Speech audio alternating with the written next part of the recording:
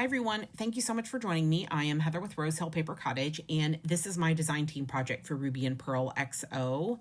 So today I am sharing how I created these gorgeous tags. I just love how they turned out. I wasn't really sure how it was going to look, but I love the effect of them. They have kind of like this hand painted quality to them with the way that I made them, and so I couldn't be more thrilled. I just love them. So what you'll need is some tracing paper. That's going to give it that kind of look, like wrinkled look, like, actual paint was kind of used. So I have two different papers here, one from the States, which is that top one, and then the A4 tracing paper, which is from the UK. So the tags in the background, I printed on the ones, the tracing paper from the US. And then the one I'm going to be working with today is the one that is printed on the A4 tracing paper. So it's not as see-through. It's a heavier weight paper. It doesn't say the weight on the UK one, but it is thicker. It'd be nice to find, because I really actually like the paper pad from Michaels and that 24-pound weight. So it'd be great to find something like that. So my search continues. But both effects are great. So the way that I print on the tracing paper is I take just a regular copy sheet. Did I say that right? I think I did.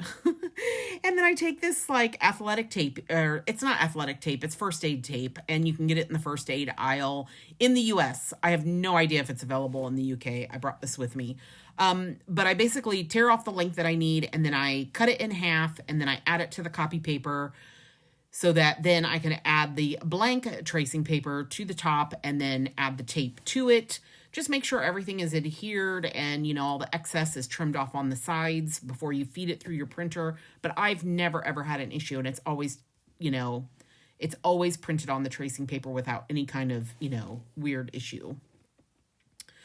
So that said, I like to use a wide paintbrush, and then I am using Mod Podge matte.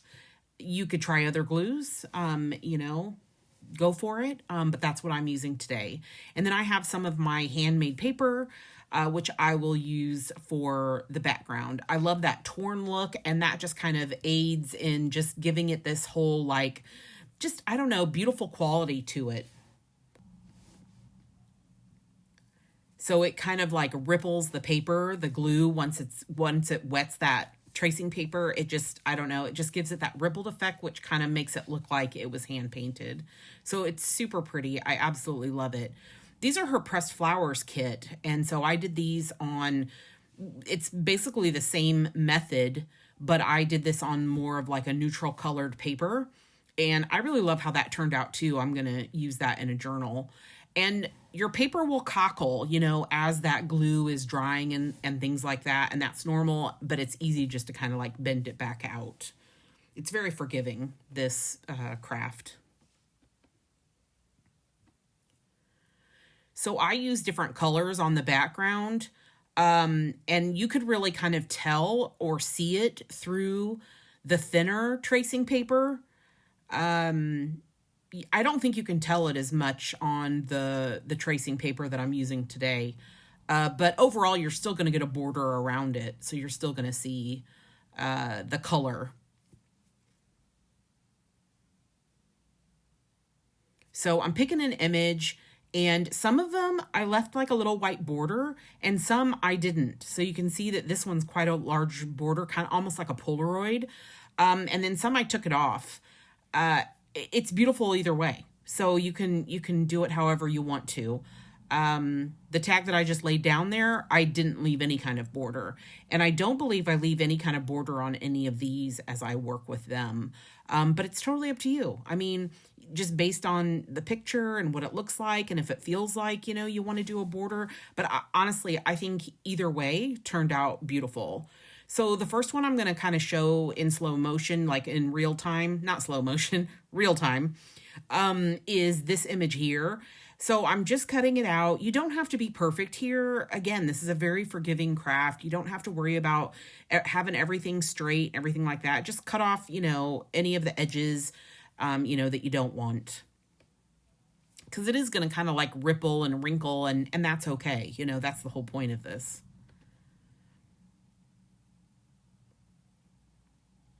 And then I'll choose which paper that I want to, put it on.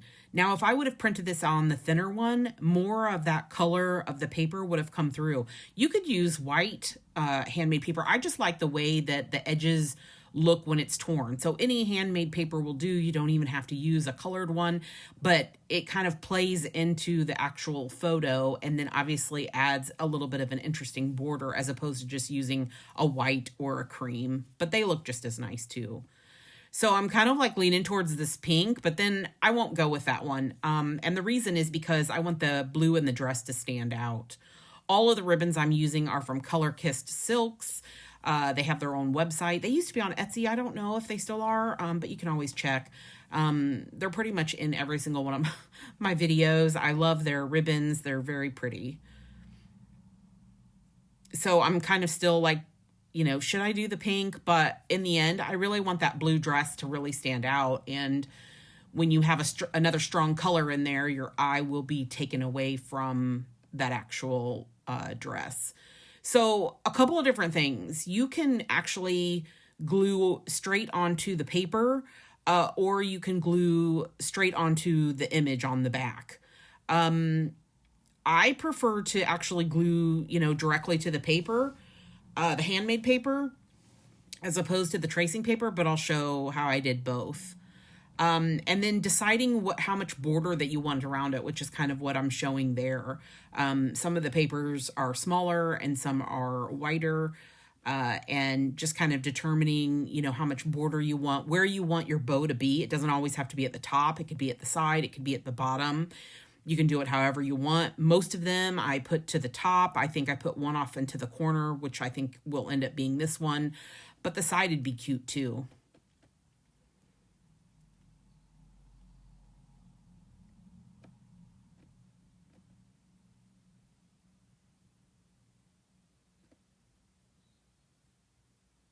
So I'm just going to take a nice, blob of glue and just kind of smear it all over the paper. Now, it can just, if you're using a colored paper, it can, kind of, like when it dries, it'll be darker in some of those spots. But I like the overall look because it looks, I don't know, it just looks, like it was like a canvas or something. It just looks really pretty. I really like the effect that it gives. So I'm not, I try to get it to the edges, but I don't, I'm not perfect about it. It doesn't really matter. I am going to tear some of the papers. So, I just try to give a good base of glue on there, and then I'll stick the image down. You'll know once you kind of like work with it and do it. If you give this a try, you'll be able to tell, when it's enough, when it's not enough, what works best, that sort of thing.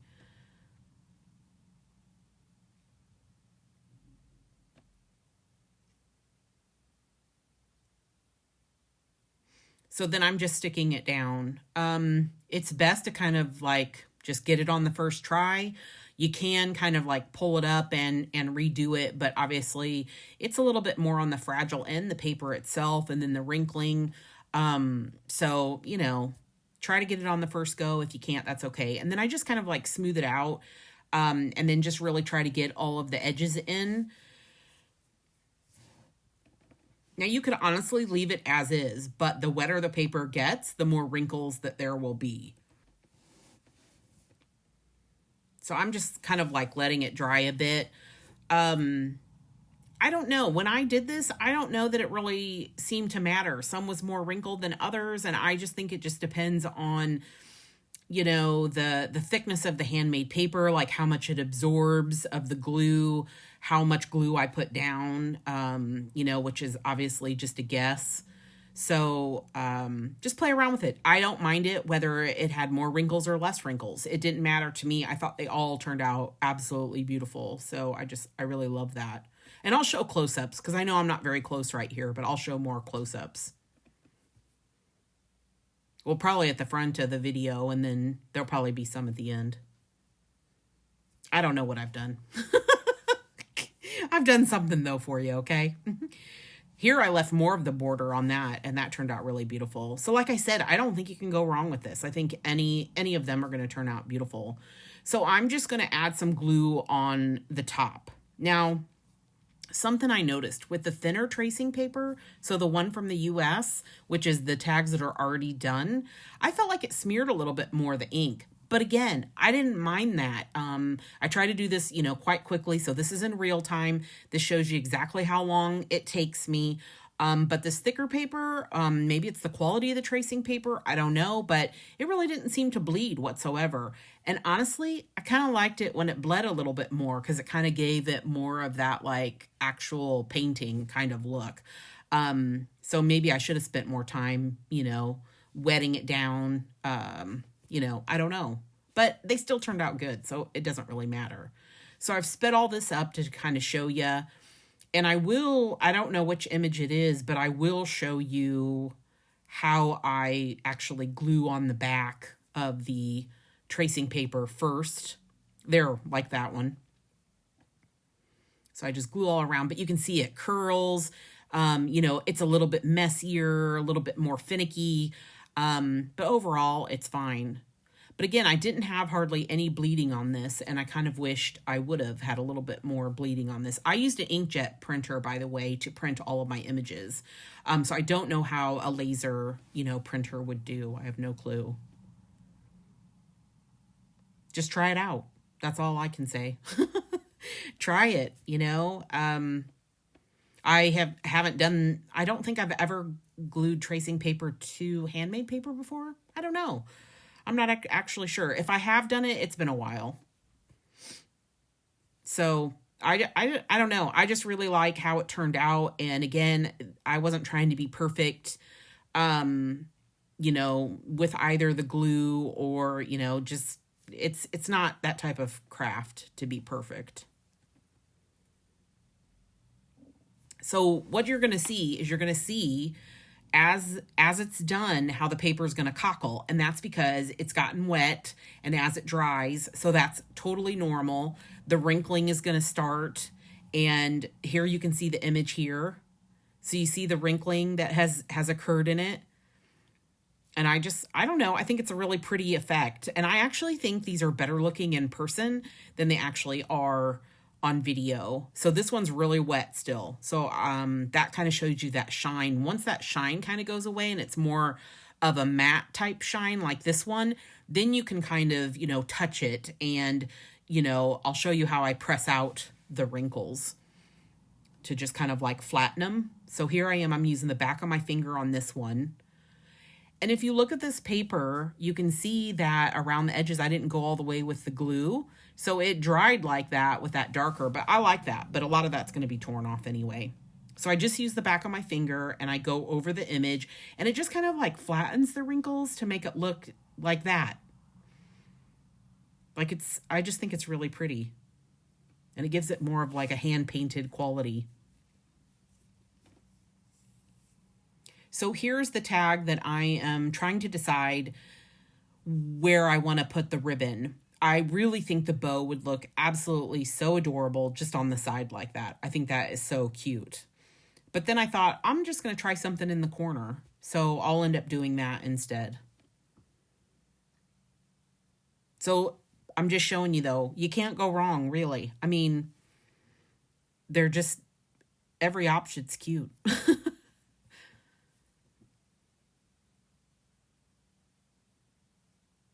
And if you have more space, where your bow, like on the pink one, I could have written something there. I could stamp something there. I could, add, some other kind of paper or fabric or, whatever. You can really personalize these, make them how you want to make them. So I'm kind of seeing what the bow would look like off on the corner. And so that's what I'll end up doing. I'll end up putting it to the corner. So it's super easy to tear the paper. I just kind of like get my fingers underneath it and then just tear it up. And it just leaves this nice like ripped edge And where the ruler was, it kind of leaves like a line, and I really like how it looks. And then I just take my fingernails, and I don't have much of fingernails. I just take them and I just run it along the edges, and that just kind of gives you that, that nice like torn looking edge all the way around it. Look how pretty that is. I just think that's absolutely beautiful. So I'll just take my hole punch and I will punch a hole off on the side there, and then I'll add a pretty bow.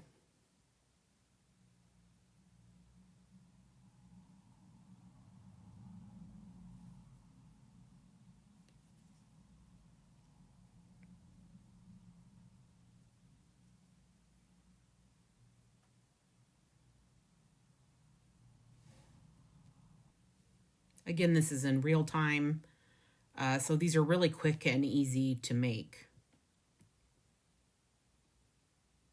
I just try to assess like how much ribbon I'll need, because I love this ribbon and I don't even think she sends it to the UK, so I'm going to be really sad. So I am being very, cautious about how much I use of this. So I don't want to waste any of it.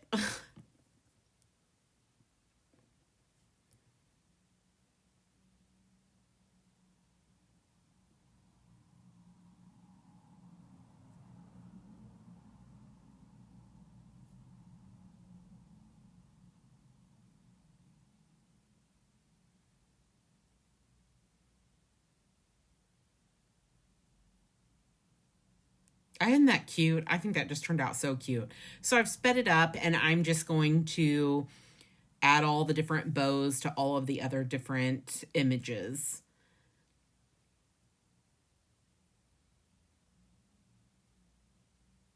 And they all just turn out so cute. You could also add, just depending on how you're going to use it, you could add, little charms. I could still add that like later if I wanted to. Add a bulb pin to the top, or like a safety pin, add buttons, just however you want to decorate it. I leave these all completely plain, because again, they're just going to be like thank you cards that go with, journals that I make. So I can write on the back of them, and then the recipient can reuse it. They can add it to their journal. They can reuse it again as a thank you card, or send it with a pen pal or something like that. You could just cover the back of it with paper. So I hope you enjoyed this. If you have any questions, feel free to ask me below, and I will see you in the next video. Bye-bye.